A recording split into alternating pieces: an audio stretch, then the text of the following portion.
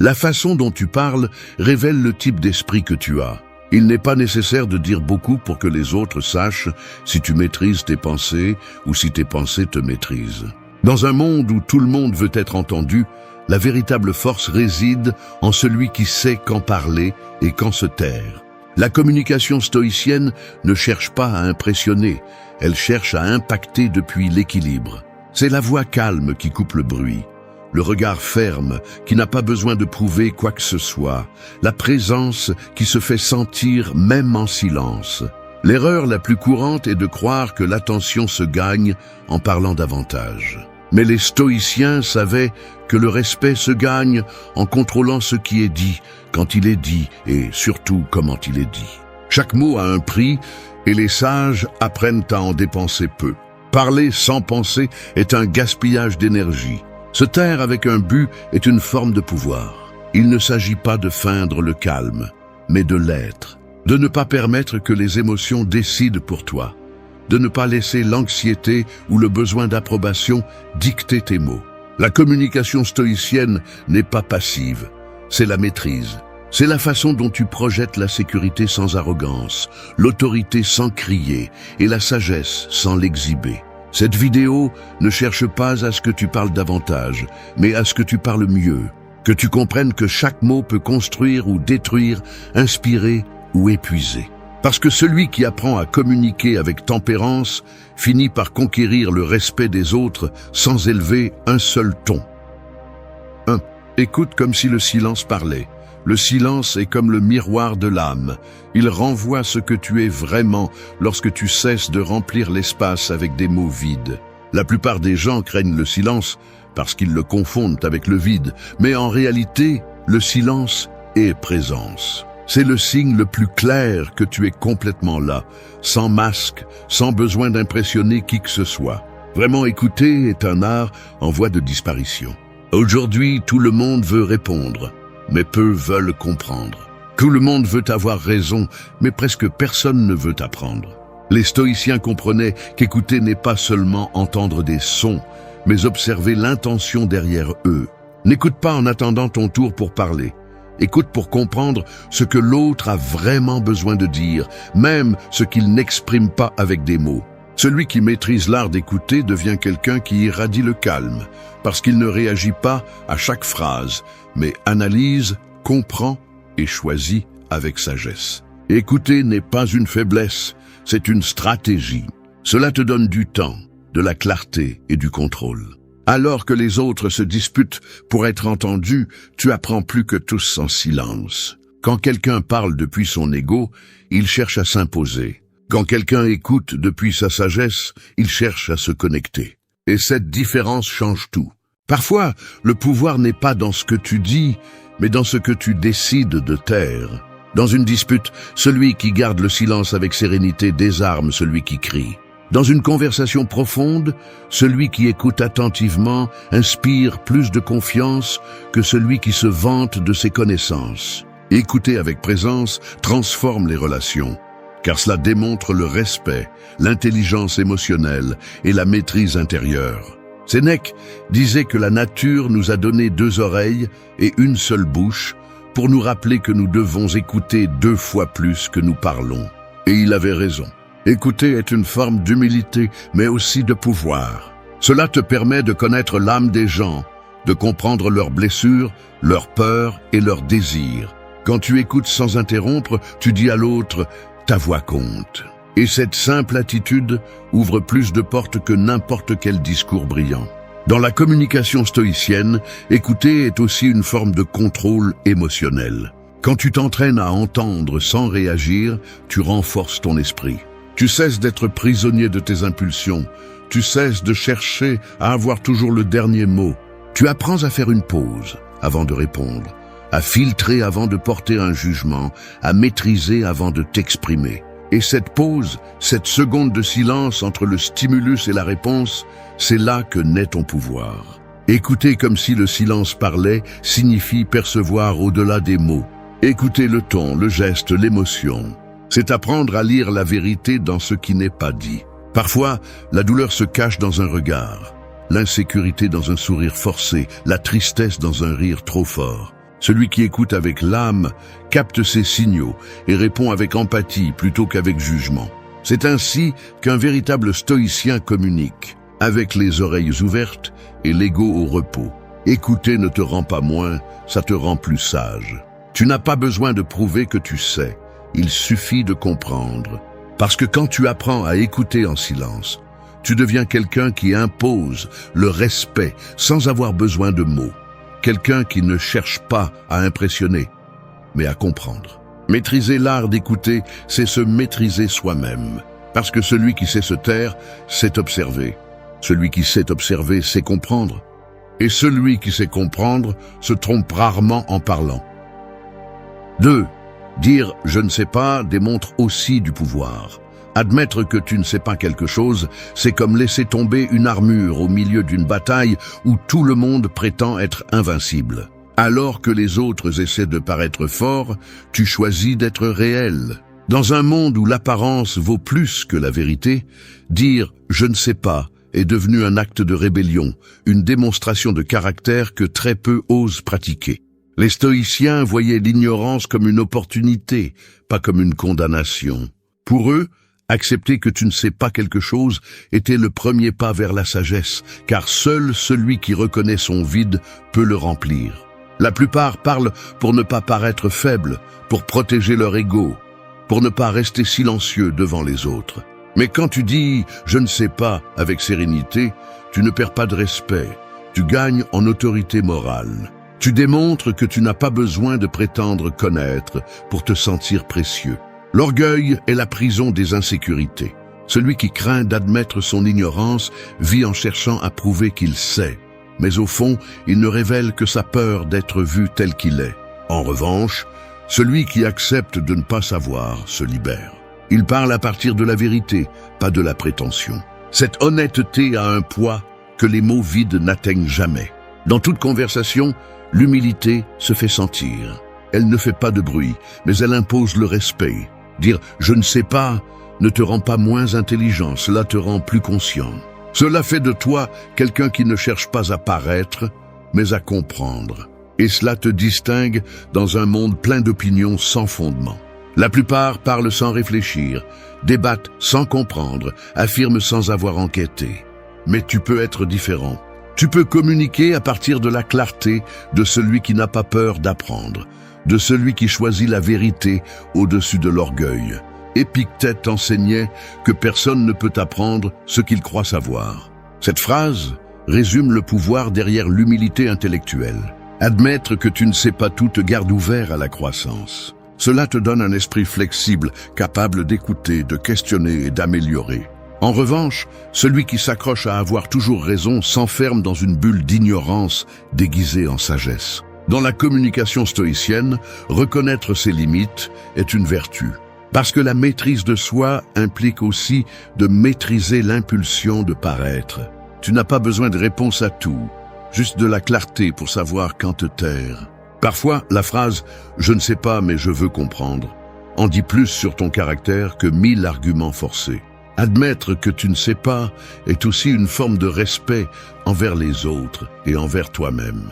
C'est reconnaître que l'apprentissage ne se termine jamais, que la véritable force n'est pas dans la perfection, mais dans la volonté de continuer à grandir. Celui qui peut dire « je ne sais pas » sans peur, démontre une confiance silencieuse, celle de celui qui n'a pas besoin de paraître sage pour l'être. 3. Comprendre sans avoir besoin de corriger. Il y a des personnes qui écoutent pour répondre et d'autres qui écoutent pour comprendre. Les premières lancent des mots comme s'ils étaient en guerre, essayant de gagner chaque conversation.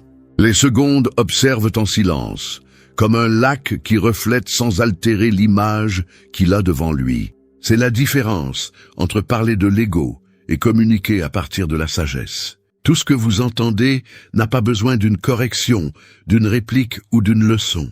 Parfois, la chose la plus sage que vous pouvez faire est simplement de comprendre sans intervenir. Nous vivons à une époque où tout le monde veut avoir raison, même si cela signifie perdre la connexion. On discute plus qu'on ne comprend, on débat plus qu'on ne ressent. Mais le stoïcien apprend que la vraie force n'est pas dans la correction, mais dans la retenue. Vous n'avez pas besoin de prouver votre intelligence à chaque conversation, ni de corriger chaque erreur pour vous sentir supérieur. Comprendre sans corriger n'est pas de la passivité, c'est de la maîtrise. C'est savoir que toutes les batailles ne méritent pas votre énergie. Épictète disait que vous ne pouvez pas enseigner quelque chose à quelqu'un qui n'est pas prêt à l'apprendre. Et il avait raison. Souvent, vous essayez de corriger pour aider, mais vous finissez par vous épuiser parce que l'autre n'est pas disposé à recevoir. Le sage observe et choisit.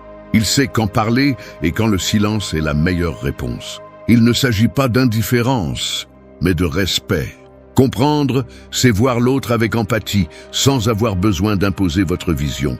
Quand quelqu'un se trompe, il n'a pas toujours besoin d'être corrigé. Parfois, il a juste besoin d'être compris, écouté, validé. Toute erreur ne nécessite pas une leçon immédiate. Celui qui cherche toujours à corriger le fait pour nourrir son ego. Celui qui cherche à comprendre le fait pour renforcer le lien. Dans la communication stoïcienne, comprendre sans corriger est un acte d'humilité et de sagesse émotionnelle. C'est regarder au-delà des mots et comprendre l'émotion qui les a générés. Pensez à combien de fois une discussion s'est intensifiée parce que quelqu'un voulait avoir le dernier mot. Le besoin de corriger détruit la paix plus rapidement que toute erreur. Mais quand vous choisissez de comprendre, la conversation change de ton. Elle s'adoucit, elle devient humaine. Vous apprenez que tout le monde n'est pas au même niveau de conscience, que certains parlent de la douleur, d'autres de la confusion et d'autres simplement par habitude. Juger ou corriger n'aide pas toujours. Parfois cela ne fait qu'approfondir la blessure. La maîtrise que les stoïciens cultivaient était aussi une maîtrise du langage. Savoir quand se taire, quand lâcher prise et quand laisser l'autre penser par lui-même. Parce que la compréhension authentique ne cherche pas à gagner, elle cherche à harmoniser. Sénèque disait que enseigner, c'est apprendre 2 fois. Et c'est vrai, mais il est aussi vrai que tout moment n'est pas propice à l'enseignement.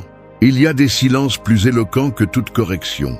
Quand vous arrivez à comprendre sans corriger, vous devenez un espace sûr pour les autres. Les gens commencent à avoir confiance en vous, non pas parce que vous avez toujours raison, mais parce que vous ne les faites pas se sentir jugés. Cette sérénité inspire parce qu'elle montre que votre esprit n'a pas besoin de s'imposer. Vous avez appris à lâcher prise sur le besoin de contrôler ce que l'autre pense, et cela vous donne du pouvoir sur vous-même. Comprendre sans corriger ne signifie pas accepter le faux ou ignorer ce qui est incorrect. Cela signifie choisir la paix avant la supériorité. C'est avoir la maturité de comprendre que vous n'avez pas toujours à gagner une conversation pour conserver votre dignité. 4. Fais du silence ton langage le plus fort. Le silence est comme une épée invisible. On ne le voit pas, mais il coupe avec précision. Il ne crie pas, mais il impose le respect. Dans un monde où tout le monde parle sans réfléchir, le silence est devenu un luxe, un signe d'intelligence émotionnelle et de maîtrise de soi. La plupart des gens ont peur de se taire parce qu'ils associent le silence à la faiblesse, au manque d'idées ou à la défaite. Mais le stoïcien sait que se taire n'est pas se rendre. C'est choisir avec sagesse quand agir et quand observer. Les personnes les plus fortes ne sont pas toujours celles qui répondent rapidement, mais celles qui savent attendre. Le silence te permet de voir ce que les autres ne perçoivent pas. Il te donne de l'espace pour analyser, traiter et décider calmement. C'est le moment où l'émotion se sépare du jugement, l'impulsion de la raison. Marc Aurèle a écrit que l'âme se teint de la couleur des pensées et le silence est l'espace où ces pensées s'organisent. Sans silence, l'esprit vit contaminé par le bruit des autres. Dans les conversations, le silence a du pouvoir car il met mal à l'aise ceux qui dépendent de la validation constante. Les gens ont tendance à combler les vides en parlant, croyant que celui qui se tait perd. Mais le véritable sage comprend que celui qui se tait domine. Il n'a pas besoin de crier pour se faire entendre, car son énergie transmet l'autorité sans effort. Quand quelqu'un s'énerve, tu choisis de rester serein. Quand quelqu'un cherche à te provoquer, ton calme devient sa défaite. Le silence révèle aussi qui tu es. Il montre combien tu as de contrôle sur toi-même, combien ta pensée est forte face au chaos. Maîtriser le silence, c'est maîtriser la réaction. Et maîtriser la réaction, c'est maîtriser le monde intérieur. C'est ce qui distingue le sage de l'impulsif, le mature de l'insécurisé, celui qui vit de l'âme de celui qui vit de l'ego. Dans la communication stoïcienne, le silence ne signifie pas déconnexion, il signifie pouvoir intérieur. C'est l'outil de celui qui a appris que tout ne mérite pas une réponse, que tout conflit n'a pas besoin d'être affronté, que toute provocation ne mérite pas d'attention. Parfois, la meilleure réponse est aucune, car le silence enseigne plus que n'importe quel argument. Le silence désarme l'arrogant, déstabilise le manipulateur et frustre celui qui cherche la bagarre. Sénèque disait qu'il est préférable de rester silencieux et de paraître sage, que de parler et de confirmer le contraire. Cette phrase renferme une vérité éternelle. Chaque mot que tu prononces a un prix et tout ne mérite pas d'être acheté avec ta paix. Quand tu apprends à utiliser le silence, tes mots deviennent plus précieux, car tu cesses de parler par habitude et tu commences à parler par but. Le silence est aussi une forme de respect envers toi et envers les autres. Il te permet d'écouter vraiment, d'observer ce qui n'est pas dit, de percevoir les émotions cachées dans les gestes et les tons. Les personnes qui maîtrisent le silence comprennent plus, ressentent plus, se connectent plus. Non pas parce qu'elles parlent beaucoup, mais parce qu'elles savent quand se taire et laisser l'autre s'exprimer. Le silence n'est pas une absence, c'est une présence profonde. C'est le lieu où naît la clarté, où se forment les réponses qui valent vraiment la peine. Et quand tu parles à partir de ce silence, tes mots portent du poids, de la direction et du but. Fais du silence ton langage le plus fort, non pas parce que tu veux te cacher, mais parce que tu veux te maîtriser. Non pas parce que tu crains le conflit, mais parce que tu choisis la paix. Le silence n'est pas un vide, c'est un espace sacré où l'âme se renforce. Celui qui le comprend n'a pas besoin de convaincre quiconque de son pouvoir, parce que sa seule tranquillité dit tout. 5. Regarde l'autre avec gratitude, pas avec intérêt. Les gens ont pris l'habitude de regarder les autres comme s'ils étaient des pièces sur un échiquier où seul le gain compte. Ils s'approchent avec des calculs, s'éloignent par commodité et regardent rarement avec sincérité. Mais lorsque tu apprends à regarder l'autre avec gratitude, sans chercher de bénéfice ni d'approbation, ta façon de te relationner change complètement. Le regard d'un stoïcien n'évalue pas ce qu'il peut obtenir de l'autre, mais ce qu'il peut comprendre de lui. Car celui qui vit dans la gratitude voit en chaque personne une opportunité d'apprendre, pas d'utiliser. Nous sommes entourés de relations transactionnelles, déguisées en affection. Je t'écoute si tu m'écoutes. Je te soutiens si tu me soutiens.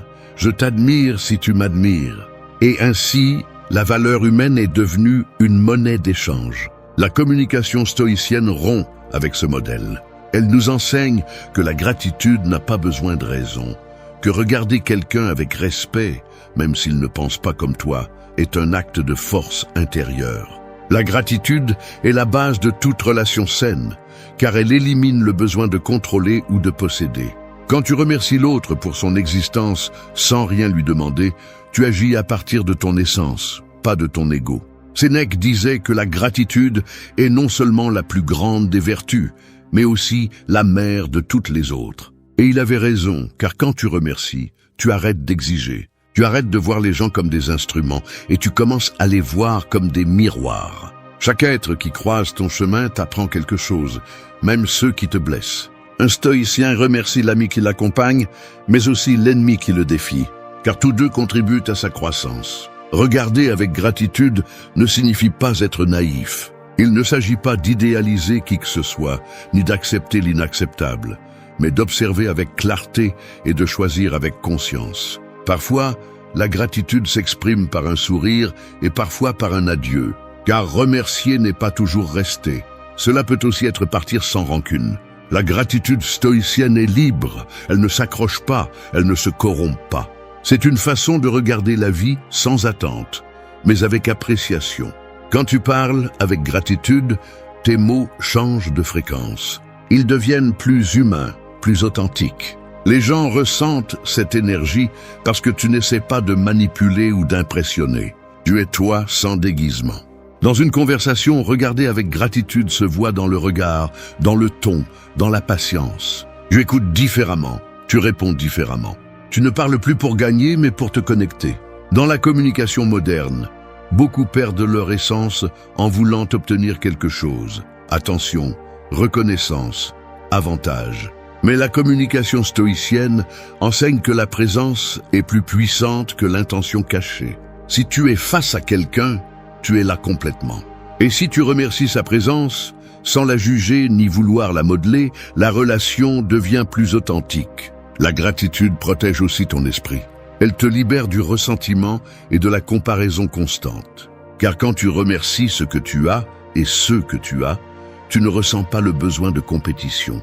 Remercier l'autre, c'est reconnaître que la vie se construit en compagnie, même si le chemin est individuel. Regarder avec gratitude n'affaiblit pas, ça élève. Ça te rend plus conscient, plus présent, plus sage.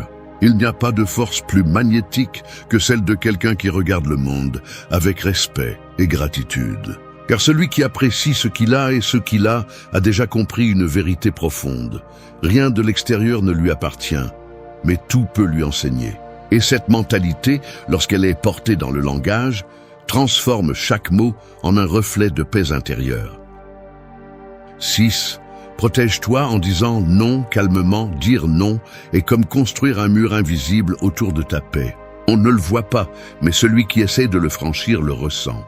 Dans un monde où tout le monde veut ton temps, ton énergie et ton attention, apprendre à dire non sans culpabilité est un acte de sagesse et de pouvoir personnel. La plupart ont peur de le faire parce qu'ils associent ce mot au rejet, mais les stoïciens savaient que le non n'est pas une barrière, mais une déclaration de respect envers soi-même. Chaque fois que tu dis oui en voulant dire non, tu renonces à une partie de toi. Tu donnes ta tranquillité par peur de décevoir les autres. Tu te forces à des situations que tu ne désires pas et tu finis épuisé, confus, sans espace pour ce qui compte vraiment. Dire non calmement n'est pas être égoïste, c'est être conscient. C'est comprendre que tu ne peux pas plaire à tout le monde sans te trahir toi-même. La tranquillité avec laquelle tu prononces un non reflète la stabilité d'un esprit qui ne cherche plus l'approbation, mais la cohérence. Les stoïciens voyaient des limites comme une extension de la vertu. Marc Aurèle se rappelait que protéger l'esprit est aussi important que protéger le corps. Un non bien dit évite les conflits inutiles, te libère des engagements vides et te permet d'agir avec intention. Dire non, ce n'est pas fermer des portes, c'est garder ouvertes les bonnes. Dans un monde saturé de demandes, le non devient un outil de concentration. Tout ne mérite pas ton énergie, tout ne nécessite pas ton attention. Beaucoup craignent qu'en disant non, ils perdront des relations, des opportunités ou de l'affection. Mais la vérité est que ce qui est perdu en le faisant n'a jamais été authentique. Celui qui te respecte comprendra tes limites, celui qui ne le fait pas profitait de ton manque de celle-ci. Et c'est quelque chose qu'un stoïcien comprend avec sérénité. Il ne s'agit pas d'imposer une distance, mais d'établir une clarté. La tranquillité avec laquelle tu refuses quelque chose démontre le contrôle que tu as sur tes émotions. Le non agressif naît de la peur. Le non serein naît de la maîtrise. Tu n'as pas besoin de le justifier, de l'embellir, de le transformer en discours.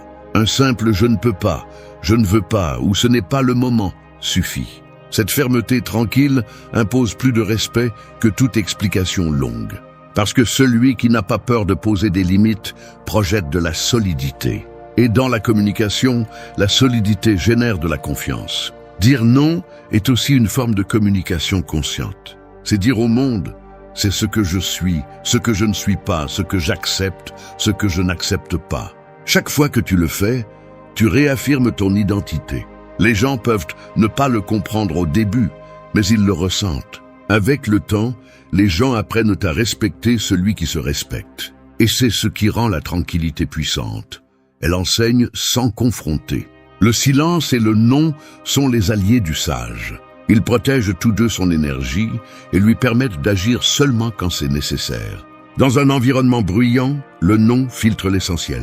Il te donne du temps pour toi, te permet de choisir tes batailles et de garder ton centre. Chaque non prononcé avec sérénité est un rappel que ta paix n'est pas à vendre, que ta valeur ne dépend pas du nombre de fois que tu dis oui. Te protéger en disant non calmement n'est pas une faiblesse, c'est une évolution. Cela signifie avoir compris que tu ne peux pas être partout, ni plaire à tout le monde, ni servir de refuge constant à celui qui ne prend pas soin de lui-même.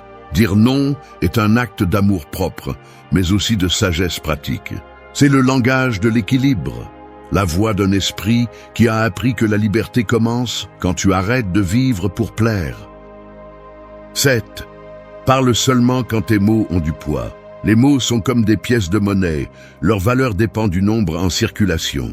Quand tu parles sans réfléchir, tu dévalues ta voix. Quand tu choisis quand et comment parler, chaque phrase acquiert de la force. Le problème est que nous vivons à une époque où tout le monde veut donner son avis, mais peu ont vraiment quelque chose à dire. Les gens confondent le bruit avec l'influence, la vitesse avec la sagesse, et finissent par vider de sens ce qu'ils disent. Mais le stoïcien sait que parler n'est pas toujours communiquer, et que le silence précédant la parole est ce qui lui donne son véritable pouvoir. Chaque mot que tu prononces laisse une empreinte. Il peut construire ou détruire, guérir ou blesser, inspirer ou éteindre. C'est pourquoi le sage mesure ce qu'il dit, non par peur, mais par respect. Parler seulement quand tes mots ont du poids est une forme de discipline mentale. Cela signifie que tu as appris à maîtriser l'impulsion de réagir, de vouloir toujours avoir le dernier mot, ou de remplir les silences avec des phrases sans but.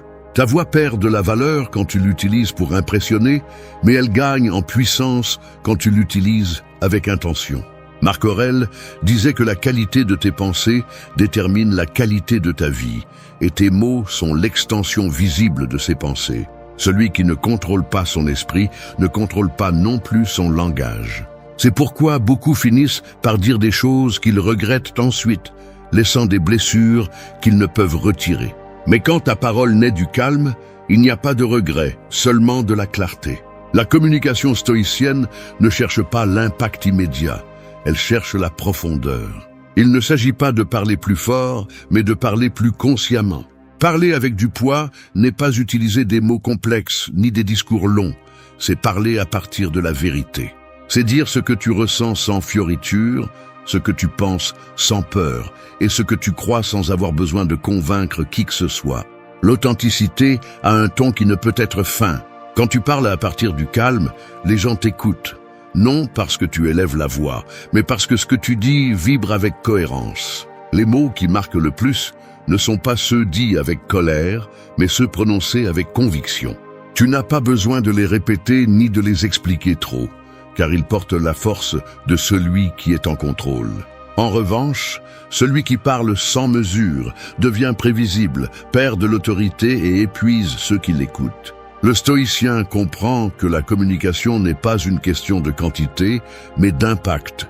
Parfois une phrase suffit pour éveiller la conscience, et d'autres fois, le silence est la réponse la plus sage. Parler seulement quand tes mots ont du poids signifie aussi savoir quand se taire. Toutes les conversations ne méritent pas ton énergie, toutes les discussions ne nécessitent pas ta voix. Il y a des moments où la meilleure façon de démontrer ton intelligence est de garder le silence. Chaque mot que tu choisis de ne pas dire est une preuve de maîtrise de soi. Et cette maîtrise de soi est la base de la véritable influence. Les gens confondent le fait de parler beaucoup avec le fait d'être écouté. Mais le respect se gagne par la cohérence, pas par le volume. Quand tu parles peu mais avec sens, chaque mot résonne. Tes idées restent dans l'esprit des autres parce qu'elles sont accompagnées de clarté et de but. Tu ne parles pas par nécessité, tu parles par décision. Parle seulement quand tes mots ont du poids, quand ils proviennent d'un esprit ordonné, d'un cœur tranquille, d'une intention pure. Ainsi, tes phrases ne seront pas de simples sons, mais des messages qui transforment. Parce que la parole, quand elle naît de la maîtrise intérieure, a du pouvoir. Elle ne crie pas, elle ne discute pas, elle ne cherche pas à gagner. Elle laisse simplement une marque. 8. Vis de manière que tes actes parlent pour toi. Les actions sont comme des échos, on ne les voit pas, mais elles résonnent longtemps après que tu as disparu. Dans un monde où tout le monde cherche à être entendu, le stoïcien choisit d'être rappelé par ce qu'il fait, pas par ce qu'il dit. La parole peut impressionner pour un moment, mais l'exemple perdure. Tu n'as pas besoin d'annoncer ta valeur quand tu la démontres en silence. Celui qui agit avec cohérence n'a pas à s'expliquer. Sa conduite parle la langue la plus universelle qui existe, celle du respect. La société moderne récompense l'apparence, l'exhibition constante, le besoin de se montrer en tout. Mais la communication la plus puissante ne passe pas par les lèvres, mais par les décisions que tu prends chaque jour. Chaque geste, chaque choix, chaque façon de traiter les autres est une conversation silencieuse avec le monde. Tu peux parler d'intégrité ou tu peux la pratiquer. Tu peux prêcher la discipline ou tu peux la vivre. La différence entre les deux chemins est le poids de l'authenticité. Les stoïciens comprenaient que l'exemple est le langage des sages. Sénèque affirmait que les mots enseignent, mais les exemples entraînent. Tu peux inspirer davantage en étant un modèle de calme au milieu du chaos qu'en donnant 1000 conseils sur comment le maintenir. Les gens font plus confiance à celui qui agit avec cohérence qu'à celui qui ne fait que parler de celle-ci. Vivre de manière que tes actes parlent pour toi, c'est renoncer au besoin de reconnaissance externe, car ta valeur ne dépend plus d'être vue, mais d'être fidèle à toi-même. L'action silencieuse a une force que les mots n'atteignent pas. Quand tu fais ce qui est juste sans attendre d'applaudissements, l'univers le remarque. Chaque décision prise à partir de la vertu renforce ton caractère, façonne ta réputation et construit ton héritage. Et le plus important, il le fait sans que tu aies à chercher de validation. Marc Aurèle disait que ce que nous faisons dans la vie résonne dans l'éternité, et cette phrase reste un guide parfait pour celui qui cherche à vivre avec un but. Vivre de manière que tes actes parlent pour toi signifie aussi maintenir la cohérence quand personne ne te regarde. Il est facile de bien se comporter sous les yeux des autres, mais la vraie force se révèle dans les moments de solitude, quand tu es le seul à savoir ce que tu fais. Le sage se demande à lui-même quand il n'y a pas de témoin, car son éthique ne dépend pas du regard des autres, mais du sien. Le respect authentique ne se demande pas, il s'inspire. Et il s'inspire par des actes, pas par des discours. Chaque acte de compassion, chaque limite que tu établis, chaque mot que tu choisis de ne pas dire, est une manifestation de ton caractère. Les gens ne se souviennent pas de ce que tu promets, ils se souviennent de comment tu les as fait se sentir. C'est pourquoi les stoïciens ne cherchaient pas à convaincre par des mots, mais à enseigner par l'exemple. Vivre de cette façon demande de la constance et du courage. Cela signifie agir avec calme quand les autres perdent le contrôle, maintenir l'humilité quand tu pourrais te vanter et parler avec des actes quand les mots sont superflus. Il ne s'agit pas de perfection, mais d'intégrité. D'aligner ce que tu penses, dis et fais, jusqu'à ce qu'il n'y ait plus de contradiction entre eux. Quand tu y parviens, ta présence devient solide, ta parole a du poids et ton silence a de l'autorité. Laisse tes actes être ta voix. Que ta façon de marcher, de travailler et de traiter les autres soit le message. Le monde n'a pas besoin de plus de discours sur la vertu, il a besoin de plus d'exemples de celle-ci. Parce qu'à la fin, la vie ne mesure pas ce que tu as dit, mais ce que tu as fait. Merci d'être resté jusqu'à la fin de la vidéo. Si vous avez tout vu, commentez « Je suis stoïcien » comme notre signe secret, indiquant que vous êtes un véritable apprenant du stoïcisme. N'oubliez pas de vous abonner et de liker la vidéo si elle vous a plu. Rendez-vous dans la prochaine vidéo et rappelez-vous, continuez à cultiver votre esprit stoïque. Dans un monde où tout le monde réagit, garder son calme est un acte de rébellion. La plupart des gens répondent avec colère, peur ou anxiété à toute provocation, mais celui qui reste serein détient un pouvoir que peu comprennent. La tranquillité n'est pas passivité, c'est contrôle. Ce n'est pas se rendre, c'est choisir quand bouger et quand rester silencieux pendant que tout brûle autour. La véritable maîtrise ne se démontre pas par des cris ou par la force physique, mais par l'esprit qui ne se laisse pas emporter par le chaos. Nous vivons entourés de stimuli qui cherchent à nous déstabiliser. Des personnes qui provoquent, des situations qui confondent, des émotions qui nous poussent à réagir sans réfléchir. Mais chaque fois que tu choisis de ne pas répondre, chaque fois que tu observes avant d'agir, tu deviens plus fort. Marc Aurèle le disait, « Celui qui domine son esprit est plus puissant que celui qui conquiert un empire. » Le calme n'est pas un luxe, c'est un outil de survie. C'est la différence entre agir avec un but ou te laisser manipuler par l'environnement.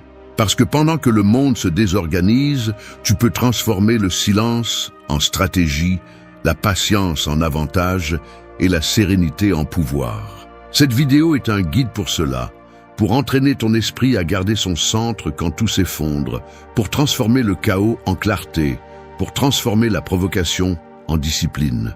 Ici, on ne parle pas de faiblesse, on parle de contrôle. D'un esprit qui ne cherche pas à imposer mais à comprendre. D'une force qui ne crie pas mais que tout le monde ressent. Parce que celui qui parvient à se maîtriser a déjà gagné la bataille la plus importante, celle qui se livre à l'intérieur de soi-même. 1. Contrôle l'impulsion avant de réagir. L'impulsion est comme une étincelle qui tombe sur de l'essence. Un instant suffit pour que tout s'embrase. Un mot mal prononcé, un regard que tu n'attendais pas, une critique injuste.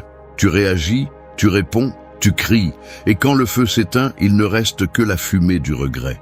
Apprendre à maîtriser l'impulsion, c'est comme apprendre à contenir cette étincelle avant qu'elle ne détruise ce que tu as mis tant de temps à construire. Le véritable contrôle ne réside pas dans ce que tu fais, mais dans ce que tu choisis de ne pas faire. Nous vivons à une époque où la réaction est immédiate. On nous a appris à répondre avant de réfléchir, à nous défendre, même si personne ne nous attaque, à sentir que se taire est perdre. Mais le stoïcien sait que tout ne mérite pas une réponse, que tout combat ne vaut pas l'énergie qu'il demande. Chaque fois que tu choisis de ne pas réagir, tu te libères d'être contrôlé par les autres. Celui qui te provoque cherche à manipuler ton esprit, veut te voir tomber dans son jeu, et quand tu tombes, tu abandonnes le contrôle que tu as juré de conserver. Sénèque disait que la colère, si elle n'est pas contenue, est plus nuisible que l'offense qui la provoque. Et il avait raison. Combien de fois une réaction impulsive a-t-elle détruit une opportunité, une relation ou ta propre paix? Contrôler l'impulsion, ce n'est pas se réprimer, c'est choisir consciemment ta réponse. C'est observer l'émotion sans être emporté par elle. Quand quelqu'un t'insulte, ce n'est pas l'insulte qui te blesse, mais ce que tu décides de penser à son sujet. Si tu réponds avec fureur, tu te perds toi-même. Si tu gardes ton calme, tu conserves ton pouvoir. Maîtriser l'impulsion nécessite de la pratique. Commence par reconnaître ce que tu ressens avant d'agir. Demande-toi, est-ce que ce que je vais dire ou faire améliore quelque chose ou nourrit simplement mon ego? Cette pause de 3 secondes peut tout changer. Ces secondes sont le champ de bataille entre l'émotion et la raison. Et celui qui apprend à s'arrêter là, apprend à se gouverner. Ce n'est pas un processus rapide, mais chaque moment de retenue renforce l'esprit comme l'entraînement forge le corps. Épictète enseignait que ce ne sont pas les choses qui nous perturbent, mais l'opinion que nous avons d'elles. Si quelqu'un te provoque, il n'a pas de pouvoir sur toi, il ne l'obtient que lorsque tu le lui donnes. Chaque impulsion contrôlée est un rappel que rien d'extérieur ne peut te dominer sans ton permission. Le silence face à la provocation n'est pas de la lâcheté, c'est une déclaration d'indépendance. C'est dire au monde, tu ne me manipules pas, je décide comment me sentir. La prochaine fois que tu ressens l'impulsion de répondre avec colère, arrête-toi, respire. Non pas parce que tu veux paraître calme, mais parce que tu comprends que perdre le contrôle, c'est te perdre toi-même. La réaction rapide peut te donner un soulagement momentané, mais le calme te donne une liberté durable. Au fond, la maîtrise de soi ne se mesure pas à la force de tes cris, mais à la quantité de paix que tu conserves lorsque tu es poussé à la perdre. Contrôler l'impulsion, ce n'est pas nier ce que tu ressens, c'est diriger cette énergie vers quelque chose de plus utile. La colère, la frustration ou l'impatience peuvent se transformer en action consciente, en discipline, en concentration. Tu n'es pas moins fort en restant serein, tu es plus dangereux parce que tu choisis quand agir. Celui qui maîtrise son esprit maîtrise toute situation. Parce que pendant que les autres réagissent, toi, tu observes. Pendant qu'ils s'épuisent, toi, tu attends. Et dans cette attente silencieuse, le pouvoir change de main. 2. Garde ton calme au milieu du chaos. Quand tout s'effondre, le bruit des autres devient assourdissant. Tout le monde court, crie, accuse, fuit. et le chaos semble tout consumer. Mais celui qui reste silencieux, celui qui observe sans perdre son centre, est celui qui maîtrise vraiment la situation. Le calme est comme un rocher au milieu d'une tempête, le point fixe où rien ne peut t'entraîner. Peu importe la force du vent, tant que tu as des racines solides, tu restes debout. Garder son calme au milieu du chaos n'est pas une question de chance, c'est une discipline mentale. C'est l'art de ne pas laisser le monde éteindre ta clarté. Le chaos n'est pas toujours à l'extérieur. Parfois, il vit en toi, des pensées qui se heurtent, des peurs qui te pressent, des émotions qui te poussent à agir sans direction. C'est dans ces moments que tu as le plus besoin de tranquillité. Marc Aurèle a écrit que la parfaite tranquillité est l'état de l'âme qui ne craint rien et ne désire rien. Quand tu atteins cela, rien ne peut vraiment te toucher. Les circonstances perdent leur pouvoir sur toi parce que tu comprends que l'extérieur ne définit pas ton état intérieur. Garder son calme ne signifie pas ignorer la réalité, mais l'affronter avec un esprit clair. C'est voir le problème sans en faire partie. La plupart réagissent dans la confusion, et dans cet état, ils prennent des décisions qu'ils regrettent plus tard. La sérénité n'est pas de la passivité, c'est du contrôle stratégique. Pendant que les autres désespèrent, tu observes le tableau. Pendant qu'ils essaient d'éteindre le feu avec plus de feu, tu cherches la racine. Et cette différence change tout. Sénèque disait qu'aucun malheur n'est si grand s'il est affronté avec sérénité. Le chaos a le pouvoir que tu lui donnes. Si tu le vois comme un ennemi, il te vainque. Si tu le vois comme un défi, il te renforce. Les tempêtes révèlent toujours de quoi tu es fait. Le calme ne se construit pas en temps de paix. Il se forge quand tout semble perdre son sens. Quand ton esprit te demande de capituler, mais que tu choisis de rester ferme. Pense aux personnes que tu admires le plus. Ce ne sont pas celles qui crient, ni celles qui réagissent sans réfléchir. Ce sont celles qui, même dans les moments les plus tendus, gardent le regard fixe et la voix calme. Cette présence transmet de l'autorité. Cette énergie calme l'environnement parce qu'elle montre que quelqu'un a encore le contrôle. C'est là la véritable force, garder son sang-froid quand les autres le perdent. Pour y parvenir, pratique la distance émotionnelle. Tout ce qui se passe ne mérite pas ton énergie. Quand quelque chose te perturbe, fais un pas en arrière mentalement. Observe la situation comme si elle n'était pas la tienne. Demande-toi, est-ce vraiment important ou est-ce que cela me provoque simplement? La plupart des problèmes sont temporaires, mais les réactions impulsives peuvent avoir des conséquences durables. Chaque seconde que tu choisis de ne pas te laisser perturber, tu renforces ton contrôle intérieur. Le chaos ne peut pas être éliminé, mais il peut être traversé. Et pour cela, tu as besoin de concentration. Respire, priorise, décide ce qui mérite ton attention et ce qui ne le mérite pas. Personne ne peut rester calme si son esprit est plein de distractions. C'est pourquoi éliminer le bruit intérieur fait partie du processus. Méditer, marcher en silence, écrire ou simplement respirer profondément sont des armes pour celui qui décide de ne pas se rendre au désordre. Le calme est un pouvoir car il te permet de voir ce que les autres ne voient pas. Pendant qu'ils sont aveuglés par la peur, tu détectes le chemin. Pendant qu'ils réagissent, tu planifies. Tu n'es pas indifférent, tu es stratège. Le chaos ne détruit pas celui qui se connaît lui-même, seulement celui qui se laisse emporter par ce qu'il ne peut pas contrôler. Garder son calme est un choix quotidien, un acte silencieux de force qui sépare ceux qui survivent de ceux qui se dominent. 3. Accepte ce que tu ne peux pas changer. La vie se comporte parfois comme la mer. Tu peux essayer de retenir les vagues avec tes mains, mais tu finiras épuisé, trempé et frustré. La mer ne s'arrête pas parce que tu le souhaites, et le monde non plus. Essayer de contrôler l'incontrôlable est le chemin le plus rapide vers l'anxiété. Accepter ne signifie pas abandonner. Cela signifie libérer le poids de lutter contre l'inévitable. C'est regarder ce qui se passe et dire « Ceci est hors de ma portée ». Mais ma réaction ne l'est pas. Le stoïcisme enseigne qu'il y a deux types de choses, celles qui dépendent de nous et celles qui ne dépendent pas. Marc Aurèle l'a résumé clairement. Si quelque chose d'extérieur te cause de la souffrance, ce n'est pas cela qui te perturbe, mais le jugement que tu en fais. La plupart dépensent leur énergie sur ce qu'ils ne peuvent pas changer. L'opinion des autres, le passé, la chance, les décisions des autres. Et en le faisant, ils perdent le pouvoir sur la seule chose qu'ils possèdent vraiment, leur esprit.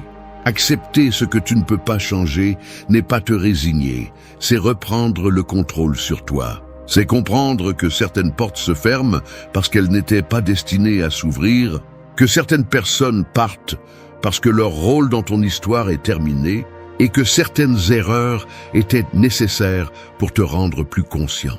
L'acceptation ne fait pas mal parce que le monde est cruel.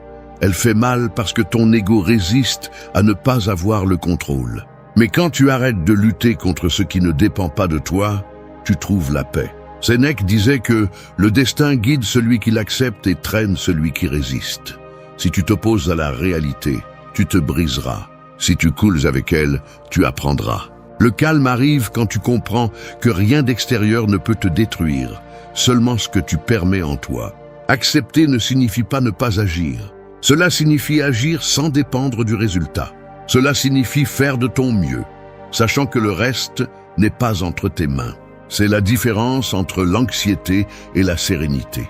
Quand une situation te frustre, répète mentalement « Cela dépend-il de moi ou non ?» Si cela ne dépend pas de toi, laisse-le partir. Si cela dépend de toi, agis. Cette pensée te fera économiser des heures de tempête interne. Celui qui n'accepte pas l'inévitable vit en combattant des fantômes. Il se met en colère contre le trafic, la pluie, les gens, la vie elle-même, et finit épuisé. En revanche, celui qui accepte ce qu'il ne peut pas changer marche léger, sans poids inutile, sans se fatiguer pour ce qu'il ne peut pas contrôler. Épictète enseignait que le sage accepte la réalité comme un soldat accepte les ordres, sans se plaindre, sans dramatiser, sachant qu'il ne comprendra pas toujours le but, mais que chaque chose a sa fonction. L'acceptation est une forme d'humilité. Elle te rappelle que tu n'es pas le centre de l'univers, qu'il y a un ordre supérieur dans lequel tout s'insère, même ce qui semble maintenant injuste ou incompréhensible. Apprendre à accepter ce que tu ne peux pas changer est l'une des formes les plus pures de liberté. Parce que pendant que les autres essaient de manipuler le vent, tu apprends à ajuster tes voiles. Alors qu'ils se frustrent de ce qui n'a pas tourné comme ils l'espéraient, tu avances calmement, en t'adaptant, sans perdre ton centre. L'acceptation ne t'affaiblit pas, elle te rend invincible. Parce que celui qui accepte ne craint plus. Et celui qui ne craint plus vit en paix. 4. Parle avec sérénité, pas avec colère. Les mots sont comme des flèches. Une fois que tu les lances, il n'y a aucun moyen d'arrêter leur trajectoire. Tu peux demander pardon, tu peux essayer de réparer les dégâts, mais la blessure reste. Parler avec colère, c'est tirer sans viser. C'est libérer le poison qui empoisonne d'abord ton propre esprit. En revanche, parler avec sérénité, c'est choisir avec précision chaque mot. C'est utiliser la voix comme un outil d'équilibre et non comme une arme de destruction. Nous vivons à une époque où tout le monde veut avoir le dernier mot. Les conversations ne sont plus des échanges, elles sont des combats. Chacun veut prouver qu'il a raison, que l'autre a tort, que son opinion est la plus valable. Mais quand tu parles calmement, tu brises ce cycle. Parce que la sérénité désarme. Il ne s'agit pas de se taire, mais de parler à partir du contrôle, pas de l'impulsion. Un esprit tranquille s'exprime clairement, tandis qu'un esprit agité ne fait que réagir. Marc Aurèle disait que la meilleure vengeance est de ne pas être comme ton ennemi. Quand quelqu'un te provoque avec des mots, il cherche à te tirer à son niveau. Il attend ta colère, ton cri, ton débordement. Mais si tu choisis de répondre avec sérénité, le pouvoir change de main. Celui qui garde le contrôle de son ton, garde le contrôle de la situation. Le calme a une force silencieuse qui laisse sans argument celui qui cherche le conflit. Tu n'as pas besoin de crier pour être entendu. Tu as besoin de parler à partir de la maîtrise de toi-même. Parler avec sérénité ne signifie pas être faible ou soumis. Cela signifie avoir la maturité suffisante pour ne pas laisser tes émotions décider pour toi. C'est savoir quand répondre et quand le silence vaut plus que toute explication. Parfois, la réponse la plus puissante est simplement de ne pas réagir. Parce que toutes les batailles ne se gagnent pas en parlant. Certaines se gagnent en ne tombant pas dans la provocation. Sénèque avertissait que la colère commence par la folie et se termine par le regret. Et combien de fois nous l'avons vérifié? Une dispute enflammée, un mot déplacé, une réponse impulsive et ensuite le silence gênant du « je n'aurais pas dû dire ça ». La sérénité te sauve de ce remords. Elle te donne de l'espace pour penser avant de parler, pour observer ce que tu ressens et décider si cela vaut vraiment la peine de l'exprimer. Pratiquer la sérénité en parlant nécessite de la conscience. Il ne s'agit pas de supprimer ce que tu ressens, mais de le canaliser avec sagesse. Si quelqu'un t'attaque verbalement, arrête-toi une seconde et pense « veux-tu avoir raison ou veux-tu avoir la paix ?» La plupart des gens réagissent par orgueil, pas par nécessité. Mais celui qui cherche la paix choisit ses mots avec précision. Chaque mot calme est une preuve de pouvoir intérieur, une preuve de maîtrise de soi. Épictète enseignait que tu ne peux pas contrôler ce que les autres disent, mais tu peux contrôler comment tu réponds. La sérénité dans tes mots reflète la sérénité dans ton esprit. Et quand ton esprit est calme, ta voix transmet de l'autorité sans avoir besoin d'élever le ton. Les gens t'écoutent parce qu'ils ressentent ta stabilité, pas parce que tu leur imposes la peur. Parler avec sérénité est un acte d'intelligence émotionnelle. C'est utiliser la parole non pour gagner, mais pour comprendre, pour construire, pour préserver la paix intérieure. Quand tu choisis le calme plutôt que la colère, tu deviens non seulement plus sage, mais aussi plus libre. Parce que celui qui n'a pas besoin de crier pour être entendu, maîtrise déjà un art que peu comprennent. L'art de garder l'esprit ferme alors que le monde perd le sien. 5. Transforme le chaos en force. Le chaos est comme le feu. Il détruit ce qui n'est pas solide, mais il forge aussi ce qui est capable de résister. Il peut consumer ou purifier. Tout dépend de ce que vous en faites. La plupart des gens fuient le chaos, le craignent, le maudissent, sans comprendre que là, dans ce désordre, se cache l'opportunité de se renforcer.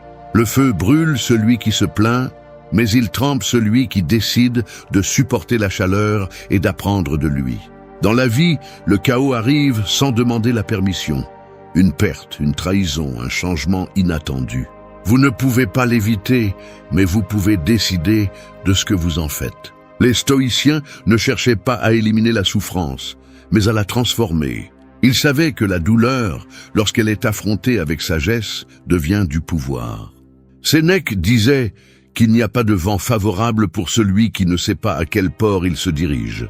Au milieu du chaos, celui qui se connaît lui-même trouve une direction, celui qui ne le fait pas se perd dans la tempête. Le chaos ne détruit pas les gens, il les révèle.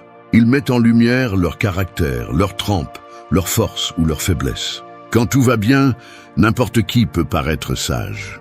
Mais quand tout s'effondre, c'est là que se mesure celui qui a vraiment le contrôle de son esprit. Le chaos n'est pas l'ennemi, c'est le maître. Il vous montre ce que vous ne maîtrisez pas encore, ce que vous devez encore travailler en vous. Si vous le rejetez, vous répétez la leçon. Si vous le confrontez, vous évoluez. Marc Aurèle écrivait dans ses méditations que l'action qui se met en travers du chemin devient le chemin. C'est l'essence de la maîtrise intérieure. Utiliser l'obstacle comme un élan, transformer le problème en pratique, transformer le chaos en croissance. Vous ne pouvez pas contrôler l'extérieur, mais vous pouvez contrôler comment vous interprétez chaque événement.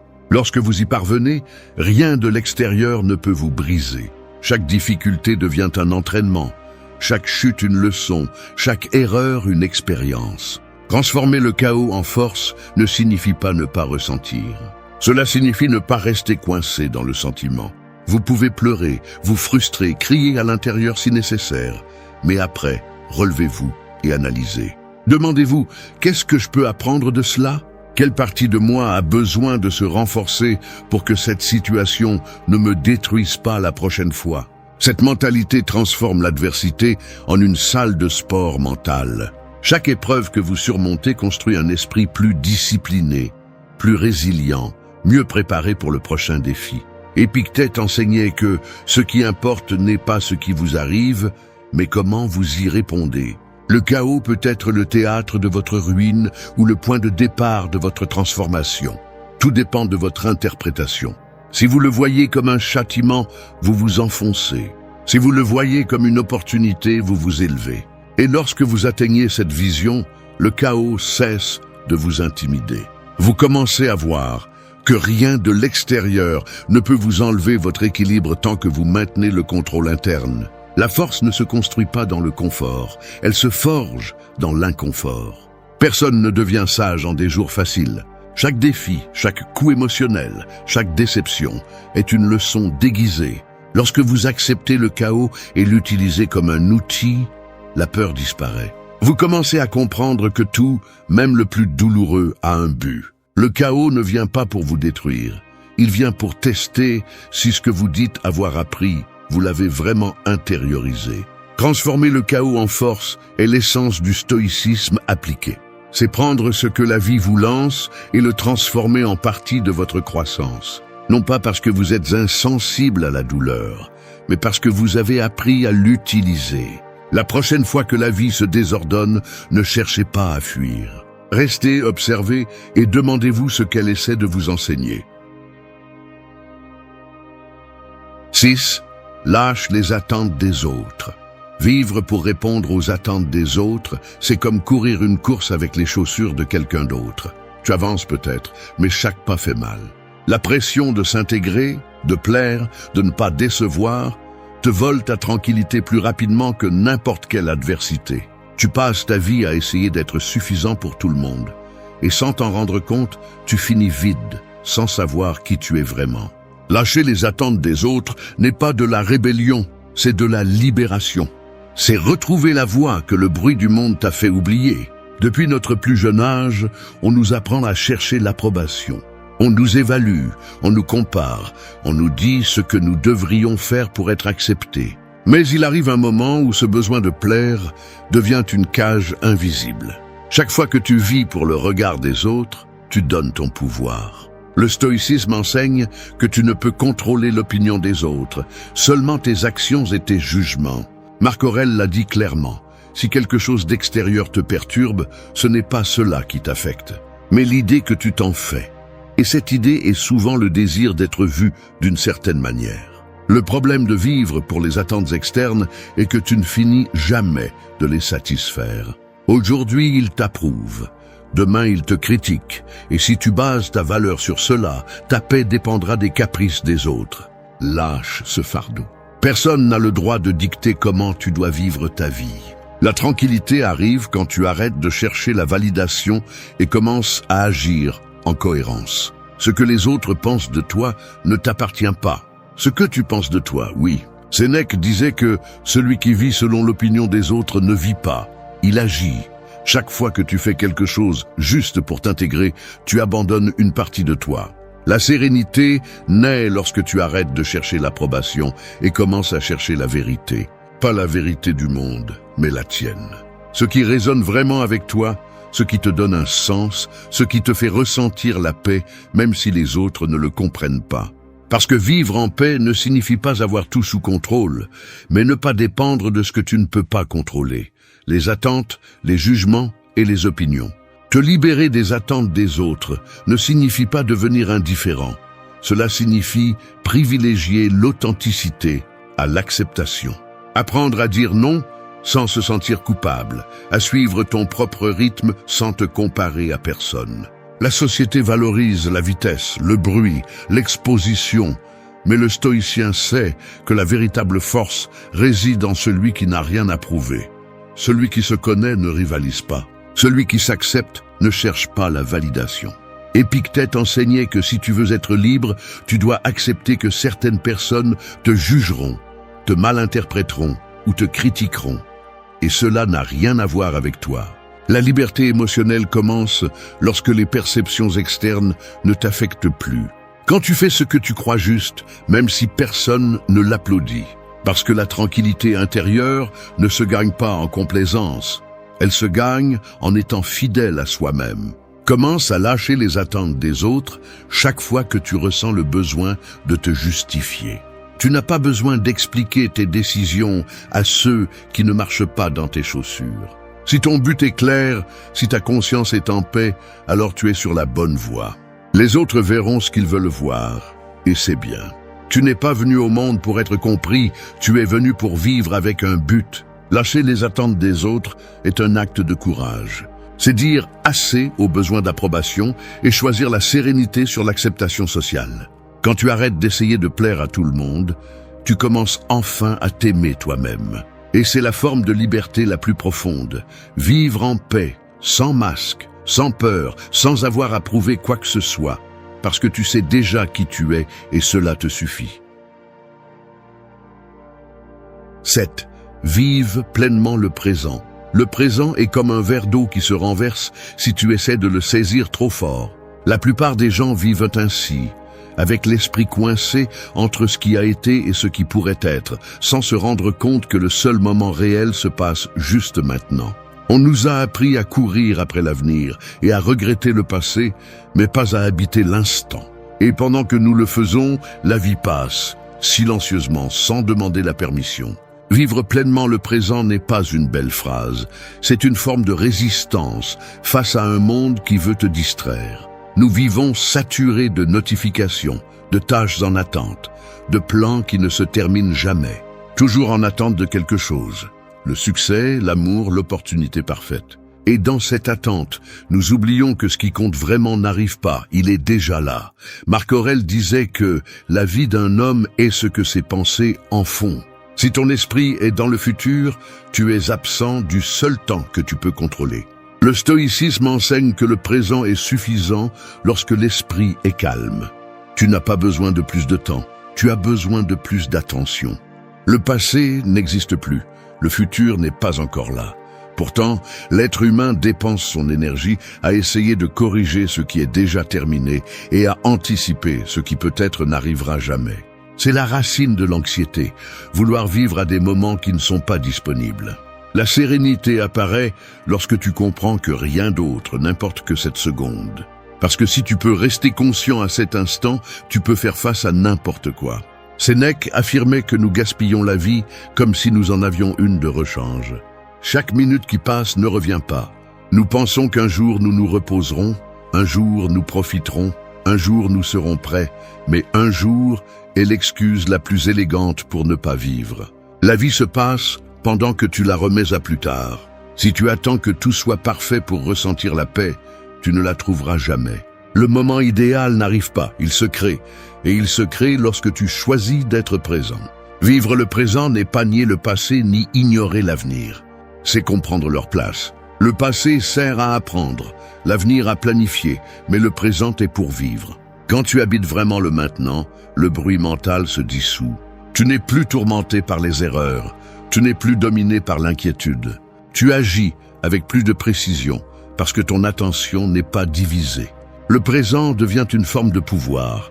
Pendant que les autres se perdent dans leurs pensées, tu es conscient, concentré, vivant. Épictète enseignait que nous ne devrions pas nous inquiéter de ce qui n'est pas sous notre contrôle, mais faire de notre mieux avec ce que nous avons maintenant. C'est l'essence de la maîtrise intérieure. Le calme ne se trouve pas en fuyant le bruit, mais en apprenant à être silencieux à l'intérieur, même lorsque le monde est chaotique. Si tu parviens à garder ton esprit dans l'instant, aucune pensée ne peut t'entraîner. L'inquiétude disparaît parce que tu n'es plus en train d'imaginer, tu es en train d'agir. La vie ne se mesure pas en années, elle se mesure en présence. Tu es vivant quand tu ressens, quand tu observes sans hâte, quand tu savoures la simplicité du moment. Tu n'as pas besoin qu'il se passe quelque chose d'extraordinaire pour profiter. Tu as besoin d'être suffisamment éveillé pour reconnaître ce que tu as déjà. Vivre pleinement le présent est une pratique de courage. Cela nécessite de rompre avec l'habitude de s'échapper mentalement et de revenir encore et encore à cet instant. Fais-le quand tu manges, quand tu parles, quand tu respires. Ne laisse pas ton esprit vivre ailleurs. Parce que la vraie paix ne se trouve ni dans le lendemain, ni dans ce que tu as perdu hier. Elle est ici, juste maintenant, dans ce moment qui ne reviendra jamais. 8. Trouve le pouvoir dans le silence. Le silence est comme une épée invisible. On ne le voit pas, il ne fait pas de bruit, mais il coupe plus profondément que n'importe quel mot. Dans un monde où tout le monde parle sans réfléchir, où les gens crient pour être entendus, celui qui sait se taire devient une présence qui impose le respect. non pas parce que le silence est vide, mais parce qu'il est maîtrise. Celui qui contrôle sa langue montre qu'il domine son esprit, et celui qui domine son esprit n'a plus besoin de convaincre personne. Nous vivons entourés de bruit, aussi bien externe qu'interne. Opinions, jugements, conversations inutiles, pensées répétitives. Tout ce bruit vole de l'énergie, confond, affaiblit. Les gens pensent que parler démontre le pouvoir, alors qu'en réalité, le pouvoir est dans la pause avant de parler. Le silence n'est pas une absence, c'est de l'intelligence. C'est observer ce que les autres ne perçoivent pas, comprendre ce qui n'est pas dit et répondre seulement quand c'est nécessaire. Marc Aurèle disait que l'âme se teint de la couleur de tes pensées. Et si tes pensées sont du bruit, ton âme le sera aussi. Le stoïcien comprend que tout ne mérite pas une réponse. Toute attaque n'a pas besoin de défense, ni toute opinion ne mérite une explication. Garder le silence n'est pas se soumettre, c'est choisir. C'est décider que ta paix vaut plus qu'une dispute. Le silence te permet d'analyser ce que les autres commencent à peine à comprendre. Alors que les autres réagissent, tu calcules. Alors qu'ils crient, tu observes. Cette différence est ce qui sépare le sage de l'impulsif. Sénèque disait que personne n'apprend en parlant. Seulement dans le silence, on écoute, on comprend et on apprend. L'esprit a besoin de tranquillité pour traiter, pour réfléchir, pour voir au-delà du bruit superficiel. Si tu remplis ta vie de mots, tu ne laisses pas de place à la compréhension. Le silence est un outil qui te connecte avec l'essentiel, avec ce qui compte vraiment. C'est dans le calme que la clarté émerge. Et c'est seulement à partir de la clarté que tu peux agir avec sagesse. Dans un monde où l'ego cherche à être le protagoniste, le silence devient un acte de rébellion. Il te sépare de la foule, sans avoir besoin de le rendre évident. Les personnes qui savent garder le silence au bon moment dégagent une autorité naturelle. Ils n'ont pas besoin de s'expliquer ni de se justifier. Leur présence suffit. Celui qui ne se précipite pas pour parler montre qu'il ne dépend pas de la validation d'autrui. Et cette indépendance est du pouvoir. Épictète enseignait que le sage ne discute pas avec celui qui ne cherche pas à comprendre. Il comprenait que le silence n'est pas de la lâcheté, c'est de la sélection. Choisir quand parler et quand se taire est une forme de sagesse pratique. Si ce que tu vas dire n'améliore pas le silence, ne le dis pas. Cette règle, appliquée avec constance, transforme complètement ton esprit. Tu deviens plus observateur, plus prudent, plus stratégique. Pratique le silence dans les petites choses. Avant de répondre, respire. Avant de juger, analyse. Avant de parler, demande-toi si tes mots construisent ou détruisent. Si elles n'ajoutent pas, laisse le silence parler pour toi. Parfois, le calme déconcerte plus que 1000 arguments. Non pas parce qu'il intimide, mais parce qu'il reflète un contrôle que peu possèdent. Le silence communique sans bruit, enseigne sans mots, protège sans barrière. Trouver le pouvoir dans le silence n'est pas t'isoler. C'est apprendre à l'utiliser comme une arme et comme un refuge. En lui, tu trouves des réponses que le bruit cache, des forces que le monde ne peut pas toucher. Celui qui apprend à se taire quand tout crie montre une maîtrise de soi. Parce que le silence, loin d'être une faiblesse, est le langage de ceux qui n'ont plus besoin de prouver quoi que ce soit. Et quand tu le maîtrises, ta seule présence commence à parler pour toi. Merci d'être resté jusqu'à la fin de la vidéo. Si vous avez tout vu, commentez « Je suis stoïcien » comme notre signe secret, indiquant que vous êtes un véritable apprenant du stoïcisme. N'oubliez pas de vous abonner et de liker la vidéo si elle vous a plu. Rendez-vous dans la prochaine vidéo et rappelez-vous, continuez à cultiver votre esprit stoïque. La vie ne te demande pas si tu es prêt, elle te jette simplement dans le feu. Et là, au milieu du chaos, tu découvres qui tu es vraiment. La force intérieure ne naît pas dans les jours tranquilles, mais dans les moments où tout semble s'effondrer. Lorsque tu fais face à la perte, à la trahison ou à l'échec, tu n'es pas puni, tu es façonné. L'âme se trempe dans l'adversité, tout comme l'acier dans le feu. Ce n'est pas un message de réconfort, c'est un rappel. La vie ne s'arrêtera pas pour t'attendre, elle ne te donnera pas d'explication. Tu vas perdre des choses, tu vas tomber, tu vas être testé encore et encore. Mais ce qui compte vraiment n'est pas ce qui se passe, mais comment tu réagis. C'est là que se mesure la grandeur, dans la réaction, dans le calme face à la douleur, dans la dignité lorsque tout s'effondre. Le stoïcisme enseigne précisément cela, à garder l'esprit ferme lorsque le monde devient incertain. Tu ne peux pas contrôler le destin, mais tu peux contrôler ton caractère. Tu ne décides pas du coup, mais tu décides si tu te relèves. Tu ne choisis pas ce qui s'en va, mais tu choisis qui tu deviens quand tout manque. Ce chemin n'est pas facile, mais c'est le seul qui vaut la peine. Parce qu'à la fin, le monde ne respecte pas celui qui crie, mais celui qui résiste en silence. Cette vidéo est pour ceux qui sont prêts à se regarder sans masque et à découvrir que leur force ne dépend pas de la chance, mais de la trempe de leur esprit. 1. Accepte ce que tu ne peux pas contrôler. La mer ne s'arrête jamais pour un bateau. Les vagues suivent leur cours sans se soucier de qui essaie de les arrêter. C'est ainsi que va la vie, imprévisible, parfois violente, parfois sereine, mais toujours en mouvement. Le problème est que beaucoup essaient de contrôler la mer au lieu d'apprendre à la naviguer. Ils s'épuisent à lutter contre l'inévitable, voulant que le monde se plie à leurs désirs, alors que la véritable sagesse réside dans l'acceptation de ce qui ne dépend pas d'eux. Résister au cours naturel des choses ne fait qu'augmenter la souffrance. Accepter ne signifie pas abandonner.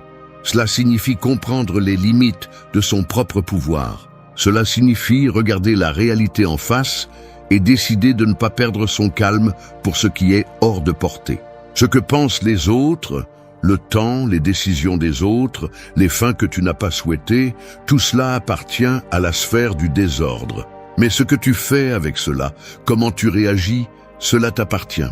Les stoïciens appelaient cela la dichotomie du contrôle, une ligne invisible entre ce que tu peux changer et ce que tu ne peux pas. La franchir, c'est te condamner à l'agitation. Le monde ne s'arrête pas parce que tu as mal. La vie continue, même quand tu n'es pas prêt. La seule chose que tu peux contrôler est ton attitude. Tu peux pleurer pour ce qui est parti, ou utiliser cette douleur pour te renforcer. Tu peux te plaindre du destin ou t'adapter et continuer à marcher. Ce qui te brise n'est pas ce qui se passe, mais comment tu choisis de l'interpréter. Accepter est une forme de liberté. Quand tu comprends que rien d'extérieur ne peut te gouverner, la peur perd de sa force, l'anxiété s'affaiblit et l'esprit devient léger. Accepter n'est pas passivité, c'est stratégie. Celui qui accepte comprend qu'il y a des moments pour agir et des moments pour observer. Parfois la vie exige de bouger, parfois simplement d'attendre. Tout ne se résout pas par la force.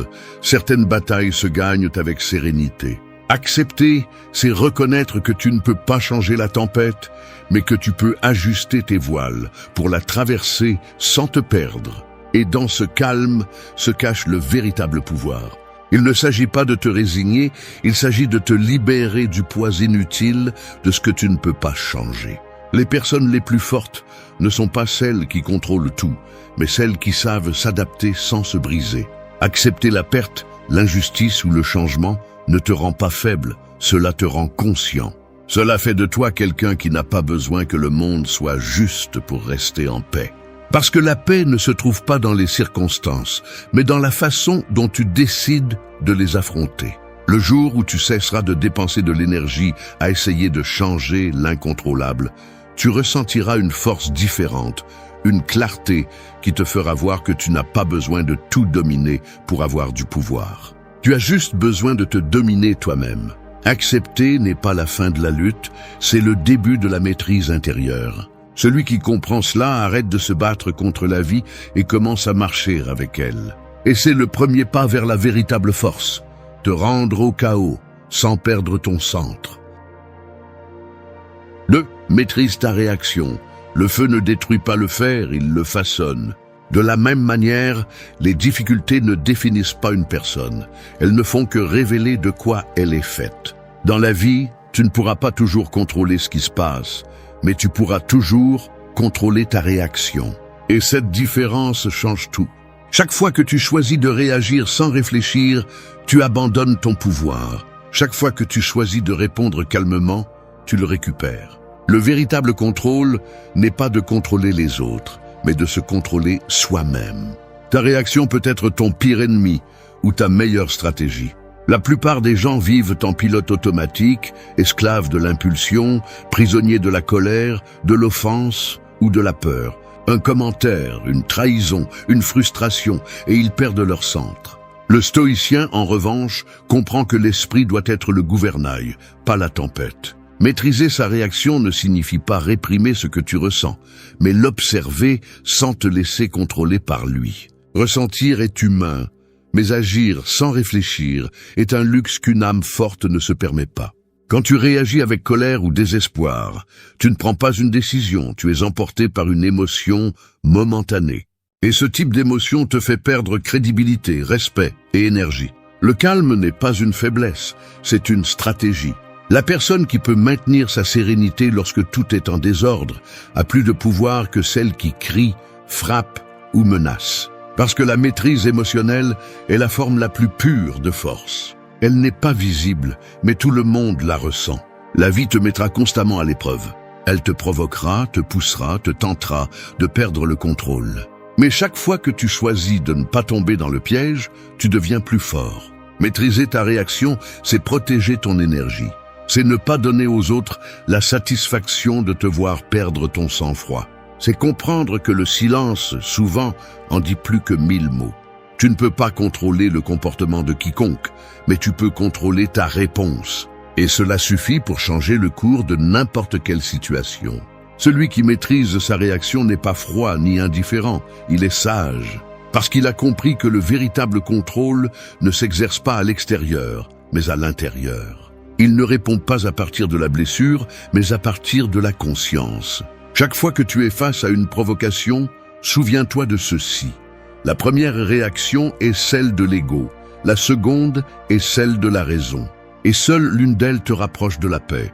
Apprends à attendre, à respirer, à observer avant d'agir. Cette pause est du pouvoir. Cette pause est la différence entre détruire quelque chose de précieux ou le renforcer. Maîtriser ta réaction ne fait pas de toi une personne sans émotion, cela fait de toi une personne avec une direction. Et celui qui a une direction ne perd jamais, même quand tout semble être contre lui. 3. Maintiens la clarté dans la confusion. Quand l'eau est agitée, tu ne peux pas voir le fond. Mais si tu attends, si tu laisses tout se calmer, tout devient clair. Il en va de même pour l'esprit.